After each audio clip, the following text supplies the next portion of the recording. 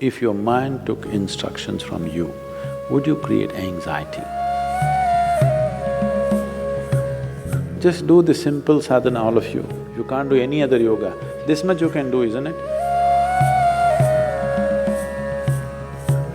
You will see half your anxiety will start settling down because essentially the conflict is, there are two dimensions within you.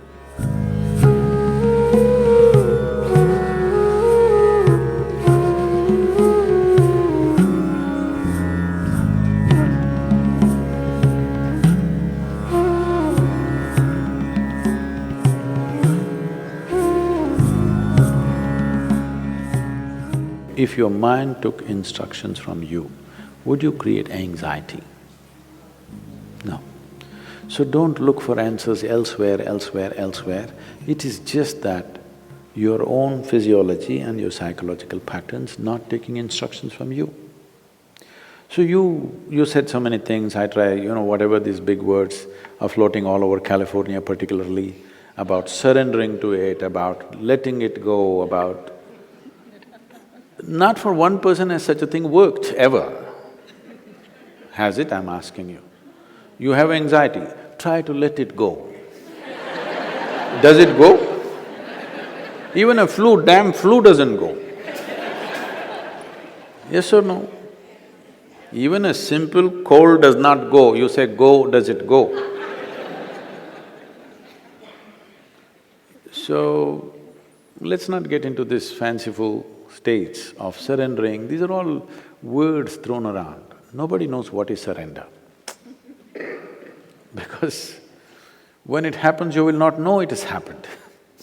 You can't do it, I surrendered. How's that possible? So, leaving those things, essentially, as I said, you have not read the user's manual of how this works. We need to pay attention to this.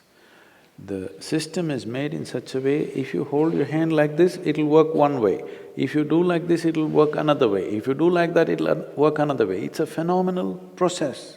If it was a simple thing, we could have just beaten it into shape with hammer and anvil, okay? It's too sophisticated. It's a phenomenally complex machine. One needs to pay a certain level of attention to be able to use it for what it is designed for. Otherwise, it'll get itself messed up.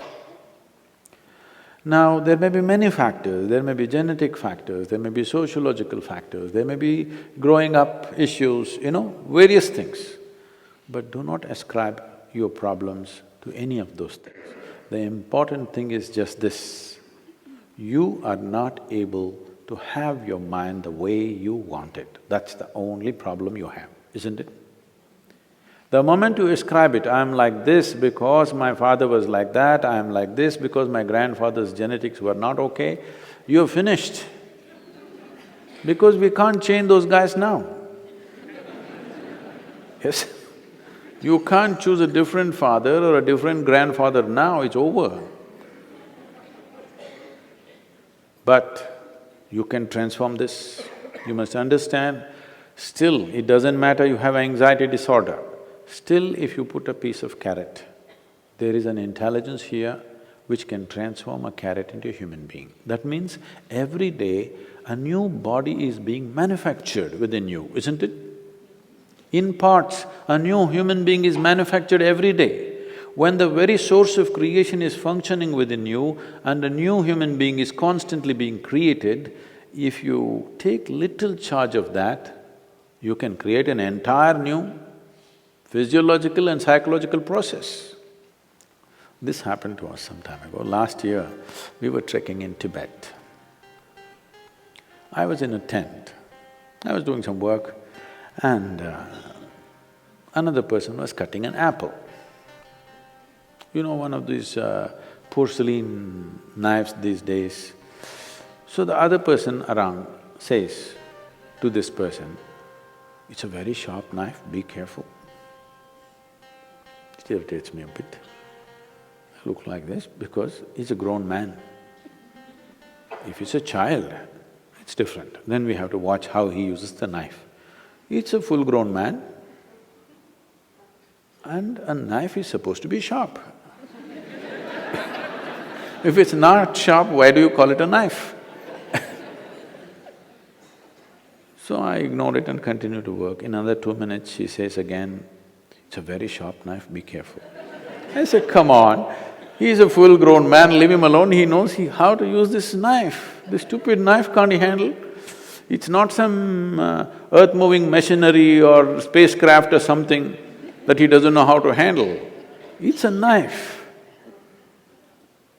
She says, "No, Sadhguru, it's a very sharp knife." All right.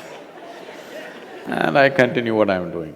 In another 2 minutes, she whispers to him, "Please be careful, very sharp." And in another 2 minutes, he cuts his finger. Then I give up, okay. This is all that's happening. This is all that's happening with life. You have an intellect for which you don't have a stable enough platform.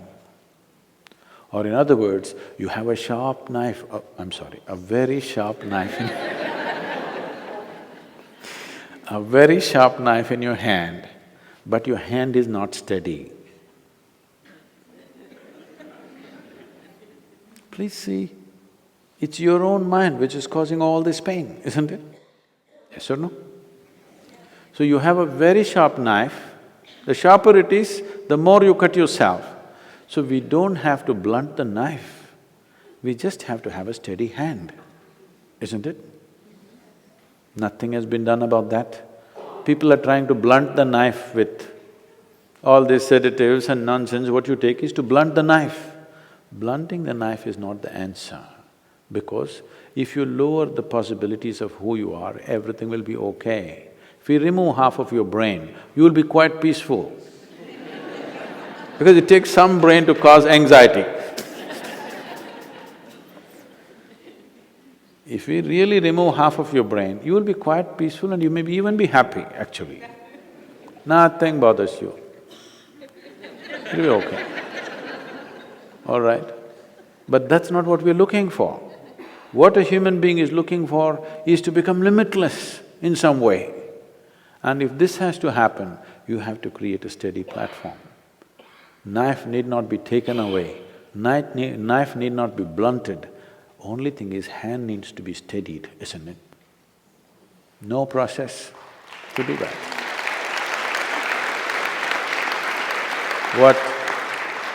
What inner engineering means, what yoga means is just this. When I say yoga, being in California, don't imagine all those impossible postures. Yoga does not mean postures, yoga means union, okay? The word yoga literally means union. This is the first form of union. Your right and left. This is called as Pingala and Ida in yoga, the masculine and the feminine within you. Just put it together, just do the simple sadhana, all of you. If you can't do any other yoga, this much you can do, isn't it? What you do is something that concerns your life. It could be the sun coming up. Sun is coming up. Without sun coming up, you wouldn't exist on this planet, isn't it? The warmth of life is going on within you only because the sun comes up. Without the tree exhaling oxygen and you exhaling in carbon dioxide for it and this exchange happening, you wouldn't be alive, isn't it? Like this, look at it, the food that you eat, the sun, the earth that you walk upon, air that you breathe, water that you drink, people who live around you, whatever, you choose anyone. Just do this, put your right and left together perfectly, not like this, perfectly, okay? Just look at something that really matters to you. Maybe the sun, maybe the sky, maybe the cloud, maybe a tree, maybe a person, maybe a child, an animal, it doesn't matter what. Just look at it, putting your hands together for 10–12 minutes at a stretch. You will see half your anxiety will start settling down. Because essentially the conflict is, there are two dimensions within you. I don't want to go into an elaborate description of this, because the yogic physiology goes elaborately into this. But to put it simply, even the modern medical science is telling you there's a right brain and a left brain, all right? Just put these two things together. look at with utmost love and appreciation towards something that matters to you. It could be your wife, it could be your husband, it could be your child, a tree, a dog, sky, sun, moon, whatever. Every one of them are vital for your life, isn't it so? Yes? Whatever you can relate to. Putting these two things together, just look at them with utmost pleasantness that you can generate, recognizing how important they are for you. Many things will change. This is the first form of yoga. If I do this, it'll become difficult. And there are many ways to do namaskar, like this, like that, like that. This is the most simple thing. Start here, okay